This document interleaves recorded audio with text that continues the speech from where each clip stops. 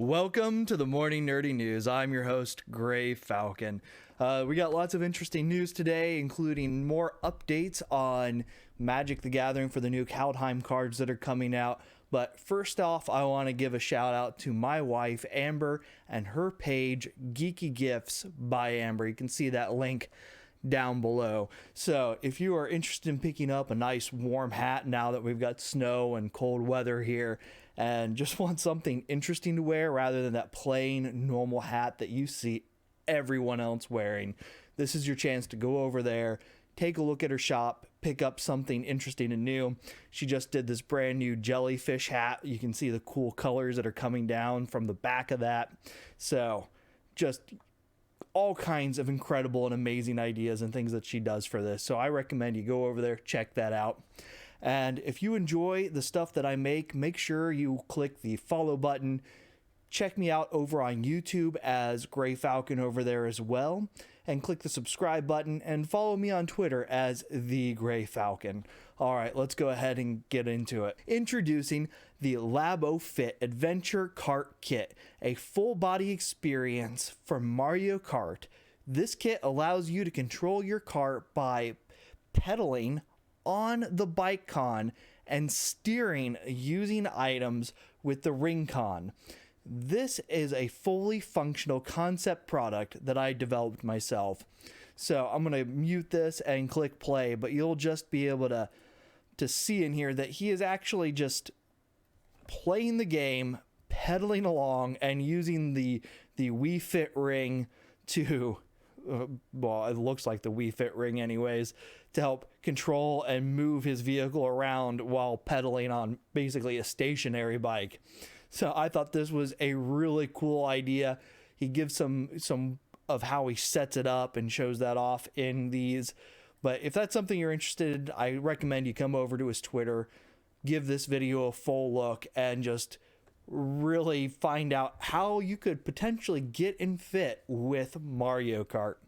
All right, and then next up, we have some PlayStation news where this comes over on Twitter where Fiona Cherbak, I hope I'm probably destroying all these names today. Sorry if I destroyed your name.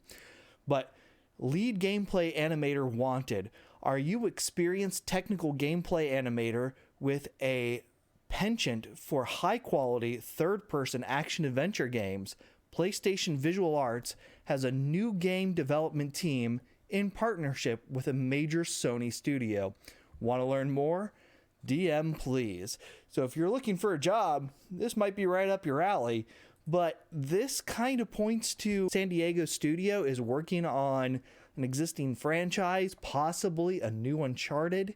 May not be a Nathan Drake Uncharted, but it kind of looks like some sort of new Uncharted game potentially, or they're just taking that same skill set and developing a new action adventure game that uses the same kind of mechanics with a brand new story.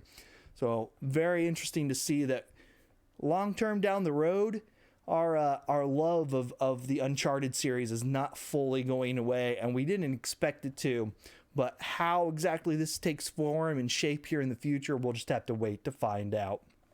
And then we have over on Xbox for their news page, they say, here are the games coming exclusively to Xbox in 2021. Now, there are a lot of games listed on here, so I'm not going to go over them all.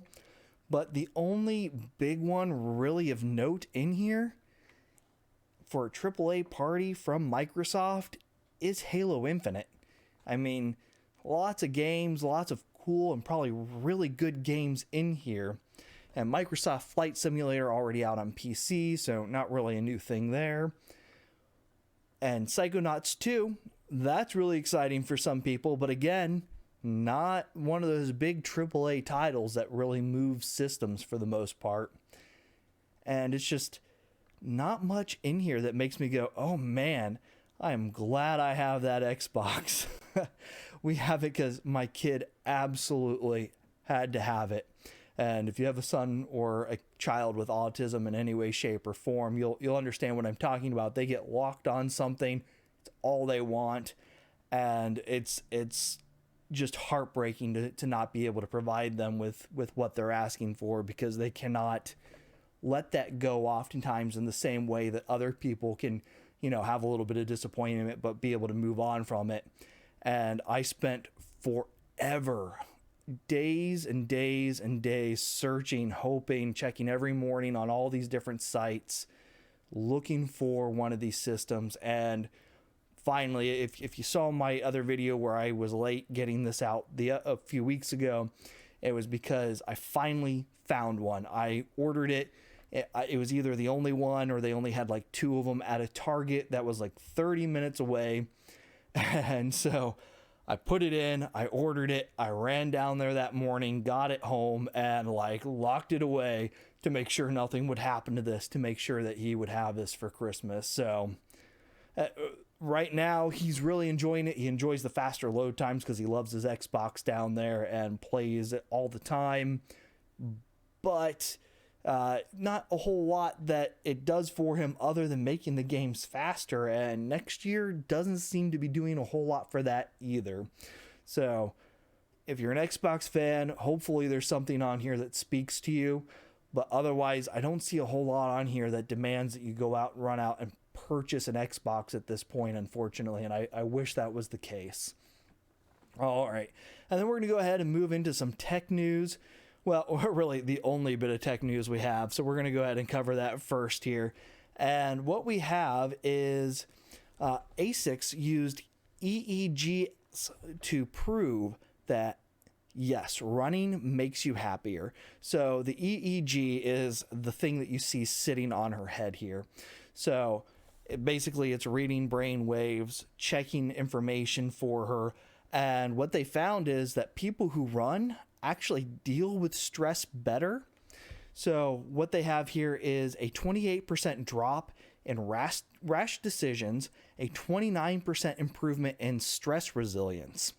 That is a big deal. Now, each participant wore the headset at rest to develop a baseline while undergoing a cognitive tests, then exercised for 20 minutes before the tests were rerun. So they did a lot of study on here. Apparently it wasn't a large group of people, but it was large enough for them to look at this and go, well, it appears that this has a good psychological effect on people dealing with stress and how they handle daily problems in life.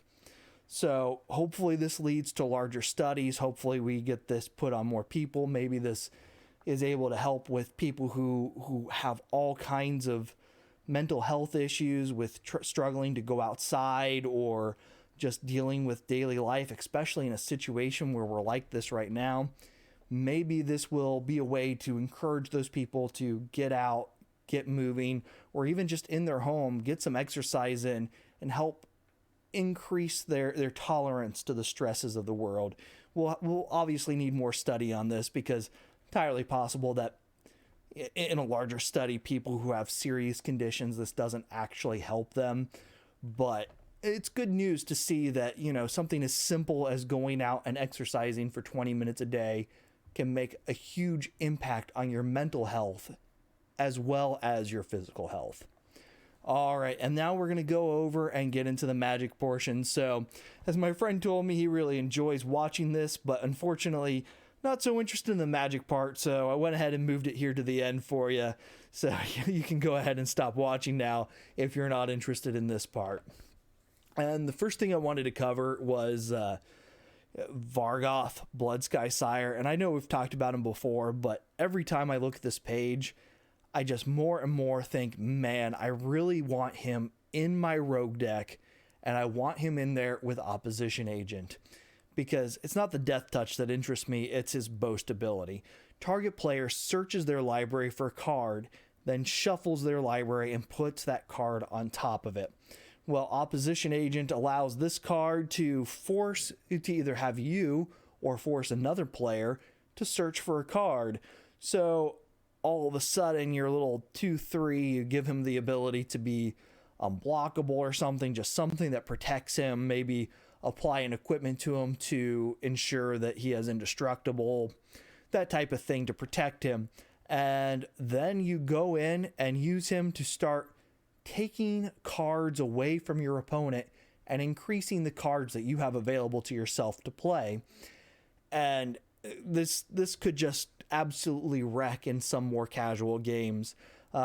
Building this into, a 7 or 8 deck could be a lot of fun to play with in that type of strategy. It might be frustrating for your playmates if all of a sudden you're forcing them to look for cards and then you are forcibly taking those cards away. So you may not want to do it all the time, but you want to, really slow things down a bit. This is a way to do it. So I'm looking forward to this because I've got a few friends that I play Commander with, and man, they whip out some nasty decks, and they're constantly just going through and pulling things faster than I can deal with because I haven't played in years. I can't keep up with them. I can't keep up with the price range that they're playing in. But this gives me a way to say, your high-end, fancy, awesome cards are mine, and I can force you to kind of look for some of those cards and take them. So just keep that in mind if you're in a play group like mine where you kind of feel like you're constantly behind. This with Opposition Agent might be a good way to get in there and really force them to slow down and think about what they're doing in order to help yourself be able to be competitive in those matches. All right, we're going to go ahead and get down to what I actually wanted to talk about today.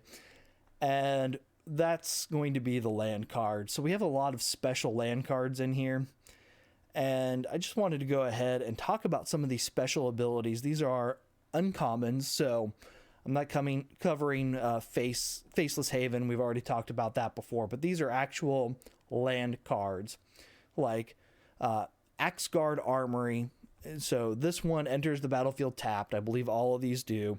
And it's the normal tap to add 1 white. But what it does special is for a total of 4 mana, 2 red, 1 white, 1 generic, sacrifice Guard Armory, search your library for an aura card and or equipment card, reveal them, put them into your hand, and then shuffle your library.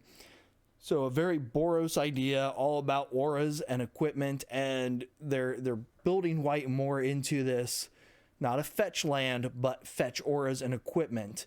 So this could turn out to be quite valuable if they are able to come up with a way to make white especially a playable base for this.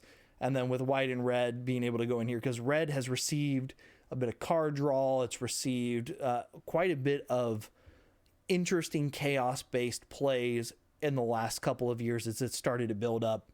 So maybe the two of these are just going to synergize better and be more competitive and maybe start seeing more of those Boros decks exist out there.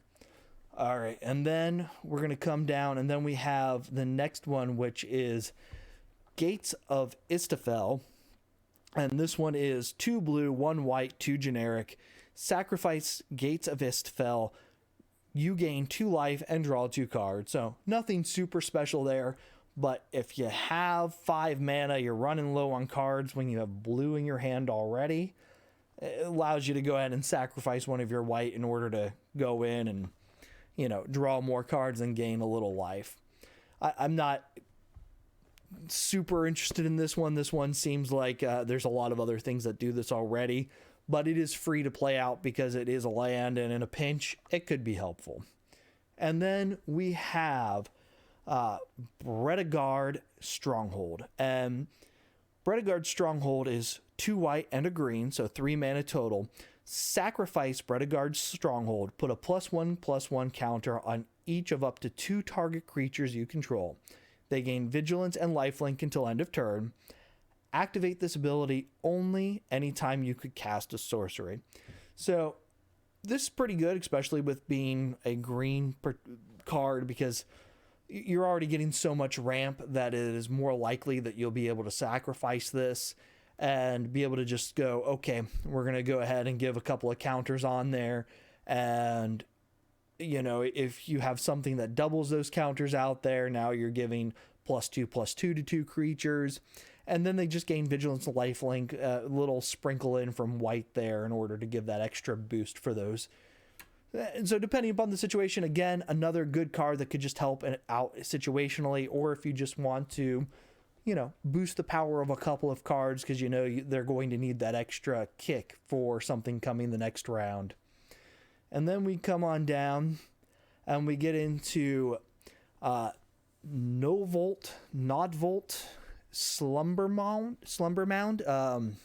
Sorry, I'm probably destroying that name as well. But for 2 green, a red, and 3 generic, so 6 in total, you get to sacrifice Nodvolt Slumber Mound. Destroy target land, create a 4/4 green Troll Warrior creature token with trample. So you're taking out a land, so maybe one of your opponents have one of these other lands that's kind of special. Maybe they're doing something where they're overproducing something that is going to end game. You can use this to sack it, destroy whatever land is causing you those problems, and then you're also getting a Troll Warrior out of it for 4/4. It's expensive at 6, but given that it is a removal for something that a lot of removal isn't played for lands most of the time in most groups, this could be kind of a lifesaver for you in one of those types of situations without having to put a card that is specifically intended to destroy lands. This is a mana with the option of, so could save you a lot of hassle down the road with that. And then we're going to get down here to Lajara Mirror Lake, and this one is a blue, 2 greens, and 2 generic, so 5 total. Sacrifice Lajara Mirror Lake. Create a token that's a copy of a target creature you control, except it enters the battlefield with an additional +1/+1 counter on it. Activate this ability only anytime you could cast a sorcery. So this is a fun one simply because it is just adding on to the shapeshifter build of this. You are getting a copy of something if you don't have a legendary that's out there, or something going on where all of a sudden you just need that extra powerful creature, or perhaps you know that you need to sacrifice something but you still need it on there. Maybe this gives you the ability to copy it really quick before you have to sacrifice it, so you get rid of it, but then you still have it on the battlefield in order to deal with other things. So that could be a good way of working around and working with this as well, assuming my understanding of how sorceries work. Now, keep in mind, I am still kind of new coming back to this, so if I'm wrong on that, correct me in the comments. I'm sorry. All right, and then we have Port of Karfell, and Port of Karfell is 2 black, 1 blue, and 3 generic, so 6 in total. And sacrifice Port of Karfell, mill 4 cards, then return a creature card from your graveyard to the battlefield tapped. So it is expensive, but if you know that there's something on top of your library that is going to cost more than 6 and you want to get it out, or you already have something in your graveyard and you have no other way of getting it out, for sacrificing 4 cards and 6 mana, this ensures that you can now have this available to you. It's a pretty good way of having that as a backup plan. And really, that's so much of what Kaldheim is all about, is these backup plans, with Foretell ensuring that you can have that card out of your hand and be able to cast it later. You don't have to worry about someone forcing you to discard that card you want, or having a land there that you can sacrifice in order to have some other effect happen. Really, that seems to be the main thing that this is all about, is ensuring that you have alternate ways of surviving these discard effects and having emergency play abilities in here for you. All right, and then we have Skimfar Elder Hall. And Skimfar Elder Hall, what it does is 2 black, a green, and 2 generic, so 5 total. You sacrifice it. Up to 1 target creature you don't control gets -2/-2 until end of turn. You create 2 1/1 green elf warriors, and creature tokens activate this ability only time you could cast a sorcery. Drops a couple of elves in there for you, so if you're using that new commander deck that's green and black, that's elf based, I wouldn't be surprised if this one is already built into that deck. And it's one of those ways where, again, green, getting lots of green anyways probably in this deck, so chance to be able to sacrifice it is pretty easy. Mana cost isn't super high. you get to bump something down and get yourself 2 more elves in the field to help out your commander and whatever other abilities are built into that deck. Unfortunately, we don't know at this time. We're going to still have to wait and see what reprints and other things actually exist in there. All right, and then we have Surtland Frostpire. And with this one, it is a red, 2 blue, and 2 generic. So 5 total again. Sacrifice it, scry 2, and then it deals 2 damage to each creature.